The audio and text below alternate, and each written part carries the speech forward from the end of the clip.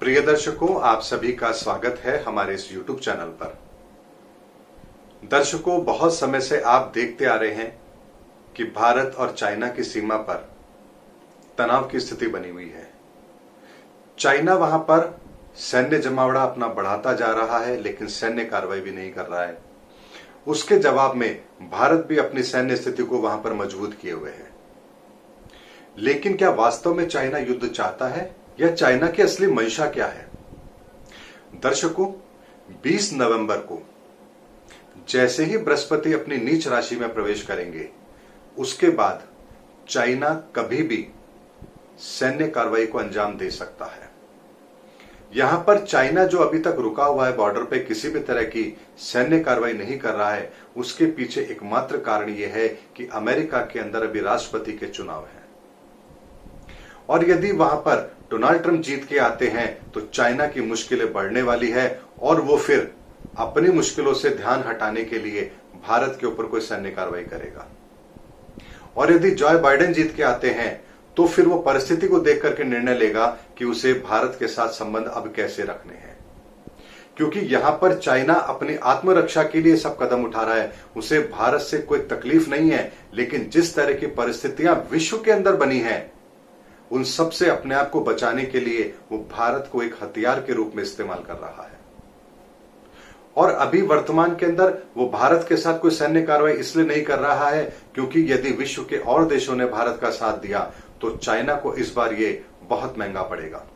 इसलिए वो केवल और केवल अमेरिका के चुनाव के खत्म होने का इंतजार कर रहा है। और जैसे ही अमेरिका के चुनाव खत्म होंगे, उसके बाद रिजल्ट आएंगे और कौन अमेरिका का नया राष्ट्रपति बनता है, वो चाइना के लिए कितना लिबरल है या स्ट्रिक्ट है, ये देखने के बाद चाइना डिसाइड करेगा कि अब उसे इस मोर्चे पर आगे क्या करना है। क्योंकि ये इस समय पर चाइना के लिए आत्मरक्षा का प्रश्न है।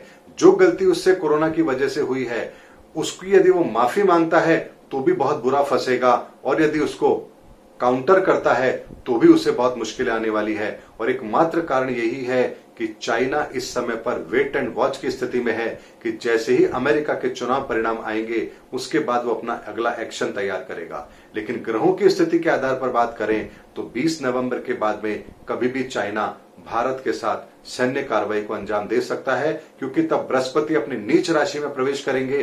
और जैसे ही बृहस्पति अपनी नीच राशि में प्रवेश करेंगे, उसके बाद में आप दर्शकों देखेंगे कि ऐसी ऐसी घटनाएं आपको देखने को मिलेंगी जहां आपका मन ये कहेगा कि क्या इन लोगों में बिल्कुल भी बुद्धि है ही नहीं क्या। रेप केस, आंदोलन, लूटपाट, चोरी चकारी, बड़े बड़े राष्ट्र अध्यक्षों द्वारा छोटी छोटी ऐसी कार्रवाइयां, ऐसे ऐसे वक्तव्य जो उनको कहीं भी शोभा ना देते हों, ऐसी घटनाएं आप 20 नवंबर के बाद देखना शुरू करेंगे। क्योंकि जैसे ही बृहस्पति नीच के होते हैं, व्यक्ति विशेष की बुद्धि सही तरह से कार्य नहीं करती है, यानी कि जातक अपनी बुद्धि का सर्वोत्तम प्रयोग कर ही नहीं पाता है।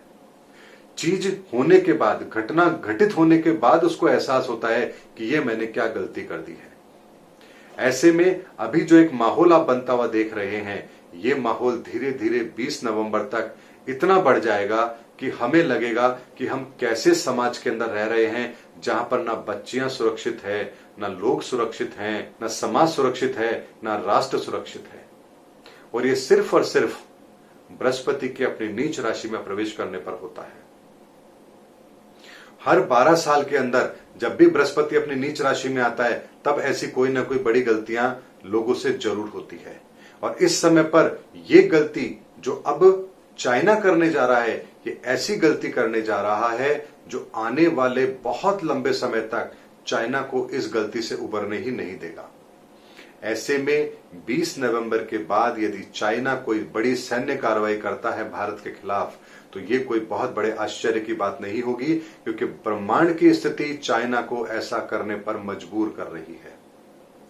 विवेक यहां पर चाइना अपना इस्तेमाल नहीं करेगा, कोई ऐसी बड़ी गलती यहां पर वो जरूर करेगा, और इस बार उसकी गलती उसको बहुत भारी पड़े, इसकी संभावना भी पूरी पूरी बन रही है।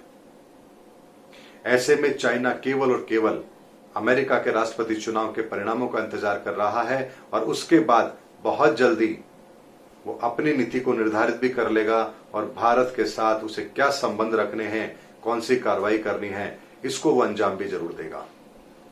दर्शकों, ये मैं आपको ग्रहों की स्थिति का आकलन करके बता रहा हूं, क्योंकि पिछले 1 साल से जब भी मैंने चाइना के संबंधों को लेकर के वर्तमान परिदृश्य को ध्यान में रखते हुए, ग्रहों की स्थिति को ध्यान में रखते हुए जो भी आकलन किया है वो बिल्कुल सटीक साबित हुआ है। चाहे वो फिर थोड़े महीने पहले मैंने जब ये कहा था कि ये थोड़े समय की बात है, उसके बाद चाइना बिल्कुल ठंडा हो जाएगा और कोई किसी तरह की बड़ी उकसाने वाली कार्रवाई नहीं करेगा, इस कार्य को वो नवंबर तक खींच के लेके जाएगा और हुआ भी यही है।